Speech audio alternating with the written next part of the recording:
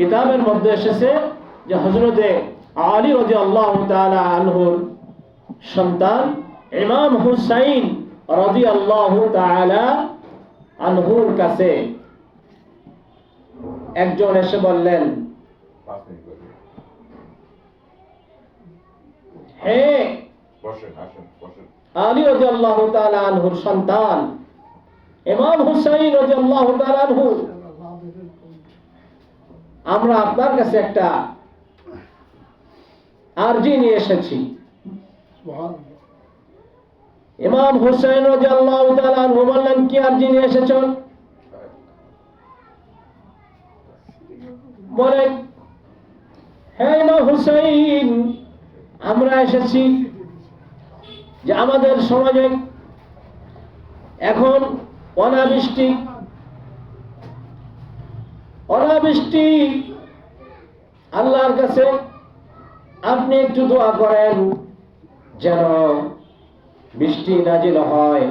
বৃষ্টি না হওয়ার কারণে পশু পাখিগুলো কষ্ট পাচ্ছে, খাদ্য শস্য ঠিক মতো হচ্ছে না। ইমাম হুসাইন রাদিয়াল্লাহু তাআলা আনহু বললেন, তওবা করো। সুবহানাল্লাহ, সবাই তওবা করো। দ্বিতীয় একজন বলেন, হে ইমাম হুসাইন রাদিয়াল্লাহু তাআলা আনহু, আমার একটা আরজি রয়েছে। আরজিটা হলো, আমার তো সন্তান হচ্ছে না, আমি কি করতে পারি? আমি তো নিঃসন্তান। ইমাম হুসাইন রাদিয়াল্লাহু তাআলা আনহু বললেন, যাও তওবা করো। সুবহানাল্লাহ। আর একজন বলে, হে ইমাম হুসাইন রাদিয়াল্লাহু তাআলা আনহু, আমাদের সমাজে দুর্ভিক্ষ দেখা দিয়েছে, কি করা যায়? ইমাম হুসাইন রাদিয়াল্লাহু তাআলা আনহু বললেন, যাও তওবা করো। সুবহানাল্লাহ। এখন মনে করেন একটা মজলিসে 10 জন লোক বসা বা কিছু সংখ্যক লোক বসা, একজন এসে প্রশ্ন করলো যে বৃষ্টির প্রয়োজন, বৃষ্টি হচ্ছে না। ইমাম হুসাইন কি বললেন? তওবা করো। আর ওজন এসে বলল যে আমি তো নিঃসন্তান, আমার সন্তান হয় না, কি করতে পারি? ইমাম হুসাইন রাদিয়াল্লাহু তাআলা আনহু বলতেছে, তওবা করো। আর একজন বলল, আমাদের দুর্ভিক্ষ দেখা দিয়েছে, খুব কষ্টের ভিতরে আছে, আমরা কি করতে পারি? ইমাম হুসাইন রাদিয়াল্লাহু তাআলা আনহু বললেন, তওবা করো। এর মধ্যে থেকে একজন প্রশ্ন করলেন, হ্যাঁ ইমাম হুসাইন রাদিয়াল্লাহু তাআলা আনহু 3টি প্রশ্ন করলো, 3টি বিষয় আপনাকে জানালো, আর 3টি কারণের একই উত্তর দিয়ে দিলেন। আপনি বললেন তওবা করো, তওবা করো, তওবা করো। সুবহানাল্লাহ বলেন। সুবহানাল্লাহ।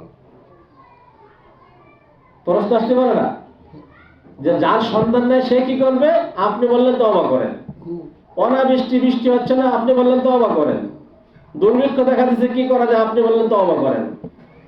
3 নম্বর প্রশ্ন আপনি একটাই উত্তর দিয়ে দিলেন, তওবা করো, তওবা করো, তওবা করো। সুবহানাল্লাহ বলেন। যখন এই প্রশ্ন করলেন, ইমাম হুসাইন রাদিয়াল্লাহু তাআলা আনহু বললেন, শুনে রাখো আল্লাহর বান্দারা, যদি তোমরা খাস দিলে তওবা করো, আল্লাহর কাছে মাফ চাও, পানা চাও, আল্লাহ তাআলা তোমাদেরকে অনাবৃষ্টি থেকে মুক্তি দিয়ে তোমাদের উপরে রহমতের বৃষ্টি নাজিল করে দিবে। সুবহানাল্লাহ। ও আল্লাহর বান্দারা, তোমরা যদি খাস দিলে তওবা করতে পারো, আল্লাহ তাআলার কাছে সাহায্য চাও, মাফ চাইতে পারো, নিশ্চয় আল্লাহ তাআলা তোমাকে সন্তান দিয়ে দিবে। সুবহানাল্লাহ। ও আল্লাহর বান্দারা শোনো, তোমরা যদি খাস দিলে তওবা করতে পারো, তাহলে তোমাদের দুর্ভিক্ষ আল্লাহ তাআলা কাটিয়ে দিবেন। সুবহানাল্লাহ। কারণ তোমরা কোরআন পড়েছো, নিশ্চয় আল্লাহ তাআলা তওবা কবুল করে থাকেন। ইন্নাহু কানা তাওয়াবা। নিশ্চয় আল্লাহ তাআলা তওবা কবুল করে থাকে। তোমরা তওবা করো, তওবা করো, তওবা করো। তোমাদের নিঃসন্তানী হয়ে থাকা লাগবে না, সন্তান হবে। তোমাদের দুর্ভিক্ষ দেখা দিবে না। আল্লাহ তাআলা ঠিকঠাক মতো ফসল তোমাদেরকে দিবে। তোমাদের অনাবৃষ্টি হবে না। আল্লাহ তাআলা যখন বৃষ্টির দরকার, তোমাদেরকে আল্লাহ তাআলা রহমতের বৃষ্টি নাজিল করবে। সুতরাং তোমরা সবাই তওবা করো বেশি বেশি। সুবহানাল্লাহ। আল্লাহ তাআলা তওবাকারীদেরকে ভালোবাসে, সুতরাং তোমরা তওবা করো, তওবা করো, তওবা করো। হে রব্বে কারীম, আমাদের সকলকে বেশি বেশি করে খাস দিলে তওবা করার তৌফিক দান করো, সকলে বলে আমিন। যে কথাগুলো বললাম, আল্লাহ তাআলা আমাদের সকলকে কথাগুলোর প্রতি আমল করার তৌফিক দান করুক, বলে আমিন। একটা হাদিস পড়েছিলাম, মনে আছে? এটা বলে শেষ করছি। ইন্নাল্লাহা লা ইয়ানজুরু ইলা সুওয়ারিকুম ওয়া আমওয়ালিকুম ওয়ালাকিন ইয়ানজুরু ইলা কুলুবিকুম ওয়া আ'মালিকুম। হযরত আবু হুরায়রা রাদিয়াল্লাহু তাআলা আনহু হাদিসটা বর্ণনা করেছেন যে রাসূল করিম সাল্লাল্লাহু আলাইহি ওয়াসাল্লাম ইরশাদ করেছেন যে আল্লাহ তাআলা তোমাদের বাহিরে এই যে জাহেরি শীত লাগে, জাহের, এই যে আমরা বাহ্যিকভাবে যে আমাদের স্বাস্থ্য, আমাদের অর্থ, আমাদের সম্পদ, আমাদের চেহারা, সুরাত, এগুলোর প্রতি আল্লাহ তাআলা ভ্রুক্ষেপ করেন না। সুবহানাল্লাহ কইবেন না? সুবহানাল্লাহ। আল্লাহ তাআলা কোন দিকে তাকান? ওয়ালাকি ইয়ানজুরু ইলা কুলুবিকুম ওয়া আ'মালিকুম। আল্লাহ তাআলার হাবিব বলেন, আল্লাহ তাআলা তোমাদের বাইরের কিছুই দেখেন না, তোমাদের অন্তর দেখে। তোমাদের আত্মা কি বলে, তোমাদের অন্তর কি চায়, এগুলো আল্লাহ তাআলা তোমাদের অন্তরের দিকে ভ্রুক্ষেপ করে, অন্তরের দিকে তাকান। তোমাদের এই স্বাস্থ্য, চেহারা, অর্থ, সম্পদ, এগুলো আল্লাহ তাআলা দেখেন না, এগুলো দেখার প্রয়োজনও নাই। সুতরাং আল্লাহ তাআলা তোমাদের অন্তর দেখে, কলব দেখে। তোমাদের কলব, আত্মা যদি পরিষ্কার থাকে, তাহলে কি হবে?